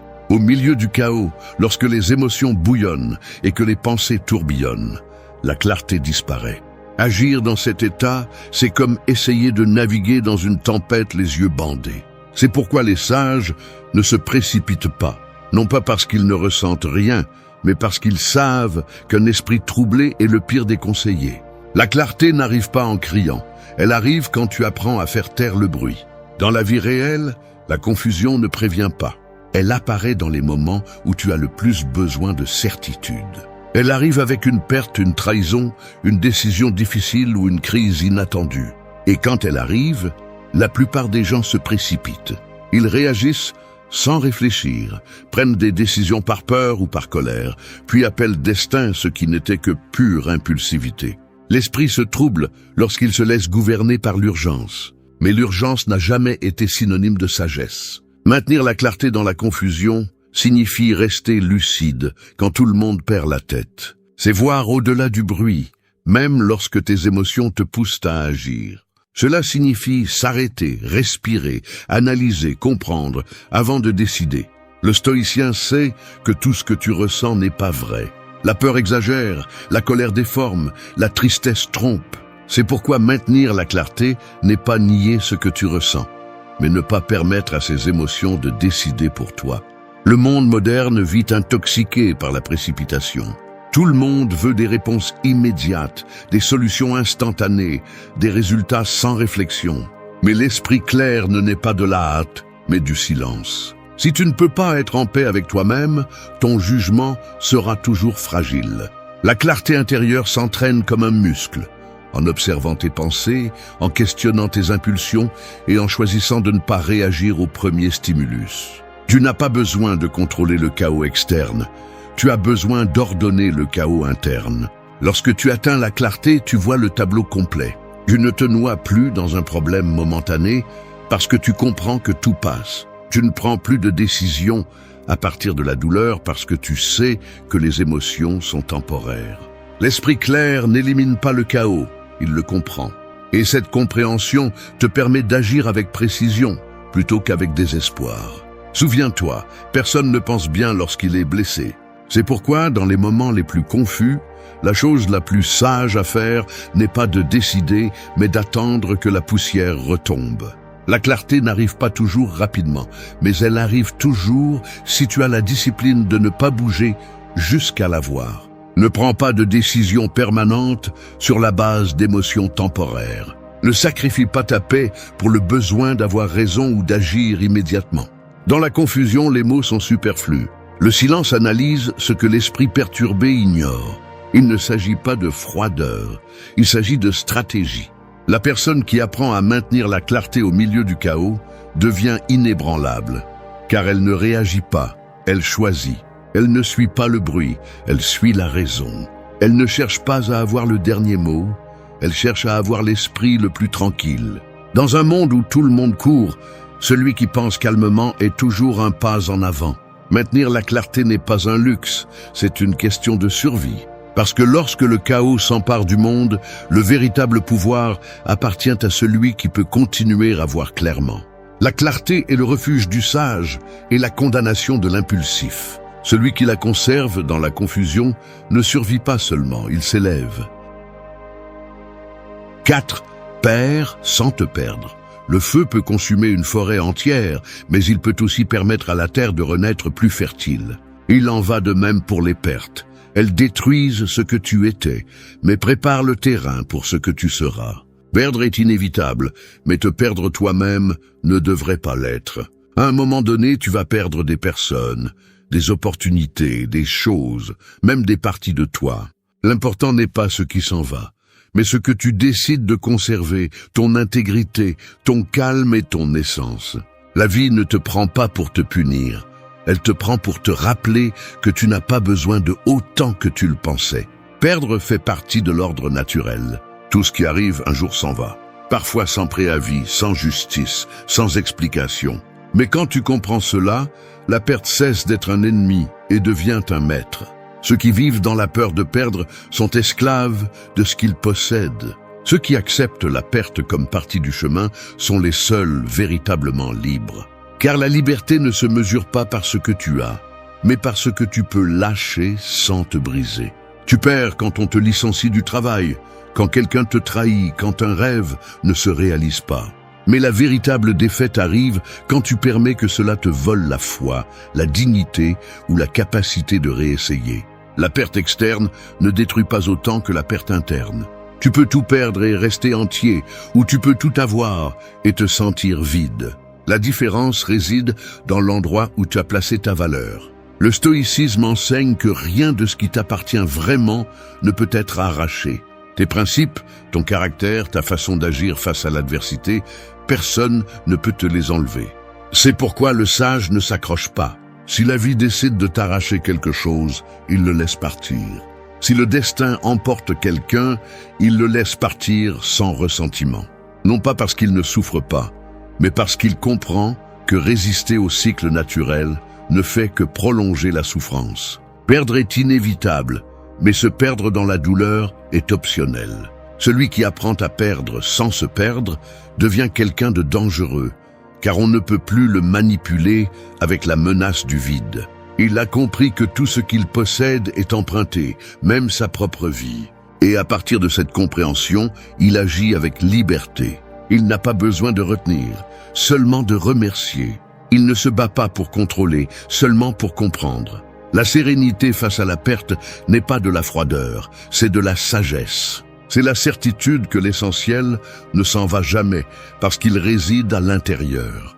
Quand tu perds quelque chose ou quelqu'un, ne cherche pas de consolation dans la pitié, ni de refuge dans la résignation. Cherche la croissance. Demande-toi quelle partie de toi avait besoin de cette leçon.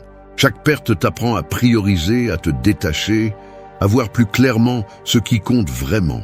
Parfois, ce qui semble être une fin n'est qu'un nettoyage nécessaire pour l'âme. Et quand tout semble s'effondrer, souviens-toi, tu n'es pas né avec rien, et pourtant te voilà, respirant, ressentant, avançant. Tu ne perds pas ce que tu es, seulement ce qui n'était pas permanent. La force n'est pas dans l'évitement des pertes, mais dans le fait de rester toi-même, même après elles. Perdre sans te perdre est un art, l'art de rester debout quand tout s'effondre, l'art de regarder vers l'avant sans rancune, l'art de continuer à croire, même si le monde t'a presque tout pris. Parce que tant que tu ne te perds pas toi-même, tu n'auras jamais vraiment perdu. 5. Garde ton calme face au mal. Un lion ne rugit pas chaque fois qu'on le provoque. Il observe, mesure et attend. Son silence n'est pas une faiblesse, c'est une maîtrise. Ainsi devrait être l'être humain face au mal, ferme mais serein. Non pas parce qu'il ne ressent rien, mais parce qu'il sait que réagir avec colère ne fait qu'alimenter l'ennemi. Dans un monde où tout le monde cherche une réponse immédiate, garder son calme est un acte de pouvoir. La plupart confondent contrôle et indifférence, mais ce sont des choses différentes. Ne pas réagir ne signifie pas que cela ne t'affecte pas. Cela signifie que tu ne donnes pas à l'autre le privilège de décider de ton état mental. Quand quelqu'un te blesse, la réaction naturelle est de riposter, de te défendre, de montrer que tu n'es pas faible. Mais le stoïcien comprend que répondre à partir de la blessure ne fait que prolonger la douleur. Chaque fois que tu agis sous l'influence du ressentiment, le mal se multiplie. Le calme, en revanche, coupe le cycle. C'est une façon de dire « tu ne pourras pas m'entraîner avec toi ». La sérénité ne supprime pas l'offense, elle la transforme. Elle te permet d'observer le mal à distance, de le comprendre et de décider ce qui mérite ton énergie. Celui qui se laisse emporter par la colère perd le contrôle de lui-même. Et celui qui perd le contrôle a déjà perdu la bataille. Il n'y a pas de pire défaite que de permettre à quelqu'un d'autre de diriger ton comportement. C'est pourquoi le sage ne cherche pas la vengeance, il cherche la compréhension. Non pas parce qu'il est faible, mais parce qu'il a appris que se venger est facile, mais que guérir est ce qui coûte vraiment. Le calme n'est pas passivité, c'est stratégie. La personne qui ne répond pas à la provocation n'est pas aveugle au mal, elle a simplement décidé de ne pas alimenter le feu. Garde ton calme face au mal, car la douleur passe toujours, mais les décisions prises en colère laissent des cicatrices plus profondes. Si quelqu'un te trahit, observe. Si on t'humilie, garde le silence. Non pas parce que tu manques de courage, mais parce que tu comprends que le temps révèle tout et met chacun à sa place. Parfois, ta meilleure réponse est de continuer à avancer sans dire un mot. Ce silence déroute ceux qui espéraient te voir tomber. La sérénité, c'est la forme de vengeance la plus silencieuse. Parce que pendant que l'autre se consume dans son propre poison, tu continues à grandir. Celui qui apprend à garder son calme quand tout s'effondre devient intouchable. Les coups ne le secouent plus, ils le façonnent. Sa force n'est pas dans l'agression, mais dans la discipline émotionnelle qui l'empêche de perdre le contrôle. Je ne peux pas empêcher le monde de te blesser, mais tu peux décider de ce que tu fais de ces blessures. Tu peux les transformer en excuses ou en leçons. La douleur n'a pas toujours de sens, mais elle laisse toujours une leçon. Chaque offense est une opportunité de te prouver à toi-même que tu ne réagis plus comme avant. Et quand tu arrives à ce point, tu comprends que ce n'est pas le mal qui te change, mais ta réponse à lui. Garder ton calme n'est pas cacher ce que tu ressens, c'est protéger ta paix. C'est reconnaître que ton énergie vaut plus qu'une dispute, que ta dignité n'a pas besoin de défense, que ta tranquillité ne se négocie pas. Peu importe combien de bruit il y a dehors, si tu arrives à rester silencieux à l'intérieur, le mal se dissout. Le calme ne te rend pas insensible à la douleur, mais il te rend plus sage face à elle. Parce que celui qui maîtrise son esprit, maîtrise le monde, et aucun coup ne peut briser celui qui a appris à être son propre refuge. 6. Fais de la patience ta force. Le bambou passe des années à pousser sous terre avant d'émerger à la surface. Alors que tout le monde pense que rien ne se passe, ses racines se renforcent en silence. Et quand il finit par germer, il grandit avec une vitesse et une fermeté qui surprennent tout le monde. C'est ainsi que fonctionne la patience. On ne la remarque pas au début, mais elle construit une base si solide que rien ne peut la briser par la suite. Dans un monde où tout le monde recherche des résultats immédiats, être patient est un acte de rébellion et une démonstration de pouvoir intérieur. La plupart des gens confondent patience et inactivité, mais ce sont des choses différentes. La patience n'est pas attendre les bras croisés, c'est agir avec un but sans se laisser dominer par la hâte. L'impatient veut récolter sans avoir semé, il veut le résultat sans avoir supporté le processus. Mais tout ce qui grandit vraiment a besoin de temps. L'esprit, le caractère, les rêves, même la guérison. Rien d'authentique ne naît de l'urgence. La patience, en revanche, enseigne à résister à l'inconfort, sans se rendre, à continuer à avancer quand rien ne semble avancer. Le stoïcien voit dans la patience une forme de discipline. Ce n'est pas de la passivité, c'est de la maîtrise. C'est la capacité de maintenir le cap quand le chemin devient incertain. L'impatience est fille de la peur, du désir de contrôle, de l'incapacité à accepter que certaines choses ne fleurissent que lorsqu'elles arrivent à leur moment. Celui qui apprend à attendre sans désespérer acquiert une force que peu de gens possèdent, car sa valeur ne dépend pas du rythme du monde, mais du sien propre. Nous vivons à une époque qui glorifie l'immédiateté. Nous voulons des réponses rapides, des récompenses instantanées, des changements visibles immédiatement. Mais cette urgence constante épuise l'esprit et tue la profondeur. La patience, au contraire, t'apprend à respirer au milieu du chaos, à faire confiance au processus invisible, à ne pas abandonner simplement parce que tu ne vois pas encore le résultat. La véritable maturité consiste à supporter l'attente sans perdre la foi. Chaque retard, chaque obstacle et chaque silence font partie de ton entraînement. La patience n'élimine pas les défis. Elle te prépare à les affronter sans perdre ton calme. C'est l'art de résister sans se durcir. Quand tu arrives à la maîtriser, tu découvres que tu n'es plus frustré par ce qui n'arrive pas vite, parce que tu comprends que ce qui compte, ce n'est pas quand, mais comment ça arrive. Le temps cesse d'être un ennemi et devient un allié. Il n'y a pas de victoire plus grande que d'apprendre à attendre sans anxiété. Les meilleures décisions naissent dans des esprits tranquilles, pas dans des esprits désespérés. Quand tu as l'impression que rien n'avance, tu apprends en réalité à avancer en toi. La patience ne t'éloigne pas de tes objectifs, elle te renforce pour les mériter. Chaque moment d'attente te façonne, te polit et t'apprend à apprécier ce qui vient. Être patient, ce n'est pas accepter la lenteur du monde, c'est maîtriser ton propre rythme. C'est comprendre que la rapidité n'est pas toujours synonyme de progrès et que ce qui est obtenu facilement se perd tout aussi rapidement. Celui qui fait de la patience sa force n'a pas besoin de courir, car il sait qu'il arrivera. Il n'a pas besoin de prouver quoi que ce soit, car il fait confiance au processus. Et quand tout le monde abandonne par impatience, lui continue, constant, silencieux, inarrêtable.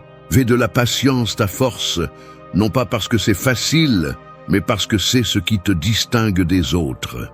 L'impatient réagit, le patient construit.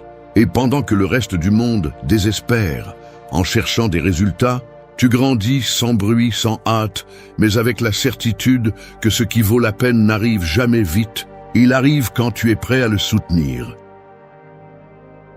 7. Transforme la chute en apprentissage. Un miroir brisé ne cesse pas de refléter. Il change simplement la façon dont il montre la réalité. Les chutes sont comme ça, des fragments de ce que tu étais, qui t'obligent à voir des parties de toi que tu ignorais auparavant. Personne n'arrive loin sans trébucher, mais seuls quelques-uns transforment la chute en élan. La plupart restent à se lamenter sur le coup, sans comprendre que le sol n'est pas là pour t'humilier, mais pour te rappeler où te relever. Tomber n'est pas échouer. Échouer, c'est ne pas apprendre de la chute. Les chutes sont inévitables. Parfois, elles se déguisent en erreur, en échec, en déception ou en perte. Mais derrière chacune d'elles se cache une leçon qui n'est pas enseignée dans les bons moments. Le succès ne forme pas le caractère, la chute le fait. Parce que c'est sur le sol que tu te vois sans masque, où la vie t'oblige à décider si tu continueras à te lamenter ou si tu te relèveras avec plus de force. Le stoïcisme enseigne que rien de ce qui se passe n'est complètement contre toi. Il y a toujours quelque chose que tu peux extraire pour grandir. Transformer la chute en apprentissage nécessite de l'humilité. Il ne s'agit pas de justifier l'erreur, mais de la comprendre. D'accepter ta part, de regarder le dommage sans dramatisation et de te demander « Que puis-je faire mieux la prochaine fois ?» Beaucoup tombent et blâment le monde, mais le sage tombe et s'observe lui-même. Parce que la leçon n'est pas à l'extérieur, elle est dans la façon dont tu réagis. Si tu apprends à voir chaque faux pas comme une opportunité d'amélioration, l'échec cesse d'être un ennemi et devient un maître. Le problème est que nous vivons dans une société qui a peur de se tromper. Tout le monde veut paraître invincible et dans cette tentative, il nie ce qu'il y a de plus humain, l'échec. Mais celui qui ne se permet pas de tomber n'apprend pas non plus à se relever. Les chutes enseignent la patience, la force et l'humilité. Elles te montrent que le contrôle est une illusion et que la véritable croissance commence lorsque tu cesses de résister à l'erreur. Il n'y a pas de transformation sans chute, tout comme il n'y a pas de vol sans élan. Quand quelque chose ne se passe pas comme tu l'espérais, ne te punis pas, analyse. Demande-toi quelle partie de toi avait besoin de cette expérience. Parfois, la vie te renverse pour faire de la place à une nouvelle version de toi. Une version qui ne pourrait pas exister sans cette rupture. Les blessures ne font pas que faire mal, elles ouvrent aussi des portes. Et si tu apprends à les voir comme des guides, tu ne sortiras jamais vite d'une défaite. Le stoïcien ne craint pas de trébucher parce qu'il ne mesure pas sa valeur par les résultats, mais par sa capacité à s'adapter. Il peut tomber 1000 fois et continuer avec dignité parce qu'il comprend que l'apprentissage est plus important que l'image. Tomber ne détruit pas, l'orgueil le fait. Chaque fois que tu te relèves après un coup, tu démontres que l'échec ne te définit pas. Ce qui te définit, c'est la façon dont tu choisis de répondre. La vie te mettra à genoux encore et encore, mais pas pour te voir abandonner, mais pour te rappeler que de là, tu peux aussi regarder le ciel. Chaque chute est une opportunité pour réorganiser ton chemin, pour renforcer ce qui était faible avant, et pour rappeler que même le sol peut être un point de départ. Transforme la chute en apprentissage, parce que pendant que le reste craint de trébucher, tu apprendras à voler plus haut, avec plus de sagesse, et avec plus de calme, et avec la certitude que rien de ce qui te fait tomber ne peut t'arrêter si tu choisis de te relever différemment. 8. Sois authentique en toutes circonstances. Le masque peut impressionner pour un moment, mais tôt ou tard, il se fissure. L'authenticité, en revanche, n'a pas besoin de s'exhiber, elle se ressent. Être authentique, c'est avoir le courage d'être qui tu es, même lorsque le monde te demande d'agir comme quelqu'un d'autre. Il n'y a pas de plus grande force que de marcher avec la conscience tranquille, sachant que tu ne t'es pas vendu pour obtenir l'approbation, ni que tu ne t'es pas déguisé par peur. La société récompense l'apparence, mais l'âme se flétrit lorsqu'elle vit en feignant. La vraie paix commence lorsque tu cesses de négocier ton essence pour t'intégrer. Être authentique ne signifie pas être parfait, cela signifie être cohérent. Cela signifie soutenir tes valeurs même lorsque personne ne les voit. Cela signifie ne pas te trahir pour obtenir l'acceptation. L'authenticité est mise à l'épreuve lorsque la pression augmente, lorsque tu es entouré de jugements ou de tentations, lorsque être toi coûte plus que de faire semblant. C'est là que l'on voit qui a du caractère et qui n'a qu'une façade. Le stoïcien ne cherche pas à plaire, il cherche à être intègre. Il sait que vivre selon ce qu'il pense, dit et fait en harmonie, est la forme la plus élevée de liberté. Chaque fois que tu t'adaptes pour être aimé, tu perds un fragment de toi. Chaque mensonge, chaque geste forcé, chaque tentative de paraître ce que tu n'es pas, t'éloigne de ton centre. Et plus tu t'éloignes de toi-même, plus tu te sens vide, même si le monde t'applaudit. L'authenticité ne garantit pas le succès immédiat, mais elle te donne quelque chose qu'aucune reconnaissance ne peut acheter, le respect de soi. Et celui qui se respecte lui-même ne s'agenouille pas devant les modes, les critiques ou les exigences des autres. Être authentique implique également d'accepter tes défauts, tes ombres et tes limites. Il ne s'agit pas de les exhiber, mais de les reconnaître avec humilité. La personne authentique n'a pas besoin de cacher ses blessures parce qu'elle sait qu'elles font partie de son histoire. Elle ne cherche pas à paraître invincible, elle cherche à être réelle. Cette honnêteté attire plus que toute tentative de perfection. Dans un monde plein d'imitations, être authentique devient révolutionnaire. Il y aura des moments où être authentique te coûtera des amitiés, des opportunités ou de l'approbation. Mais si tu dois te trahir pour garder quelque chose, alors cela n'a jamais été à toi. Les masques te protègent du jugement, mais ils t'isolent également de la véritable connexion. Personne ne peut vraiment t'aimer si tu ne montres qu'une version éditée de toi. L'authenticité, bien qu'inconfortable, finit toujours par libérer. Elle t'éloigne de ceux qui ne résonnent pas avec toi et attire ceux qui te comprennent vraiment. Le stoïcien sait que la plus grande paix ne vient pas d'être admiré, mais d'être fidèle à soi-même. Tu peux tromper le monde, mais tu ne pourras jamais tromper ta conscience. La cohérence est une forme de force silencieuse. Elle ne crie pas, elle ne se vante pas, elle se ressent simplement dans la façon dont tu marches, parles et décides. Être authentique n'est pas une stratégie, c'est un mode de vie. C'est choisir la vérité même quand elle fait mal. C'est garder ton essence quand tout le monde se vend pour de l'attention. C'est regarder dans le miroir sans honte parce que tu sais que tu n'as pas agi pour plaire. Et quand tu vis ainsi, tu découvres que l'authenticité ne te donne pas seulement du respect, elle te donne du pouvoir. Le pouvoir de ne dépendre de personne pour te sentir complet. Le pouvoir de ne pas changer ton visage chaque fois que le public change. Parce qu'à la fin, le masque tombe, mais le caractère reste. Et seul celui qui reste fidèle à lui-même, même dans la tempête, peut dire qu'il vit avec une véritable liberté. 9. Garde ta dignité au milieu du chaos. Le tonnerre peut effrayer tout le monde, mais il ne change jamais le cours du ciel. Il en va de même pour la dignité. Elle ne dépend pas du bruit extérieur, mais de la stabilité intérieure. Dans les moments les plus durs, lorsque la trahison, le chaos ou la perte tentent de te briser, garder ta dignité est ta plus grande victoire. C'est le bouclier qui te protège de devenir ce qui t'a blessé. Il ne s'agit pas de feindre l'indifférence, mais de ne pas te rabaisser au niveau de ce qui a tenté de te détruire. La dignité se révèle lorsque tout le reste disparaît. N'importe qui peut paraître serein lorsque la vie est facile, mais seul celui qui conserve son calme dans la tempête démontre un véritable caractère. Le chaos ne te vole pas ta tranquillité. Tu la lui donnes lorsque tu laisses la peur ou la colère te contrôler. Garder ta dignité ne signifie pas ne pas ressentir.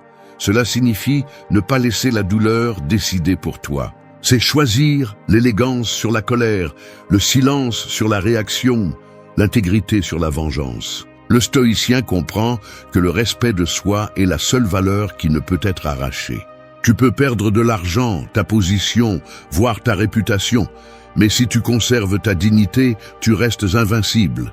Les circonstances changent, les opinions changent, mais ce que tu fais quand personne ne te voit, cela te définit.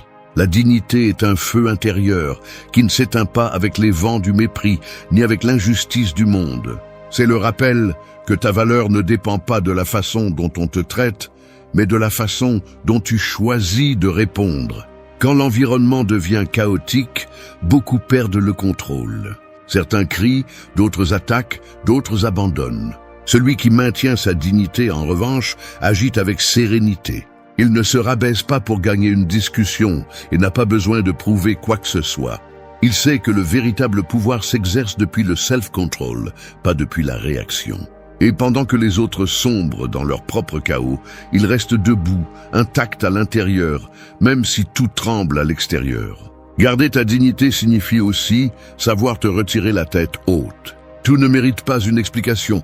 Chaque bataille ne vaut pas ton énergie. Parfois, la victoire est dans le silence. Rester silencieux quand on te provoque n'est pas une faiblesse, c'est une maîtrise. Partir sans rancune quand on te trahit n'est pas de la lâcheté, c'est de l'amour propre. La dignité est de savoir quand rester et quand partir, sans perdre le respect de soi dans le processus. La vie te mettra dans des situations où on voudra te voir perdre ton calme, où tu ressentiras la tentation de répondre avec colère ou vengeance. Mais quand tu réussiras à garder ton calme et à marcher avec assurance, tu comprendras que la dignité ne protège pas seulement ta paix, mais aussi ton pouvoir. Tu n'as pas besoin de prouver quoi que ce soit quand tu sais déjà qui tu es. Chaque fois que tu choisis la sérénité face à la provocation, tu renforces ton esprit. Chaque fois que tu ne réagis pas à l'attaque, tu réaffirmes ton contrôle. Garder ta dignité n'est pas seulement une attitude, c'est une façon de vivre. Cela signifie avoir une colonne vertébrale solide dans un monde de genoux. Parce que quand le chaos t'entoure et que le bruit est assourdissant, la dignité sera ton silence le plus fort, ton bouclier le plus élégant et ta victoire la plus nette. Merci d'être resté jusqu'à la fin de la vidéo.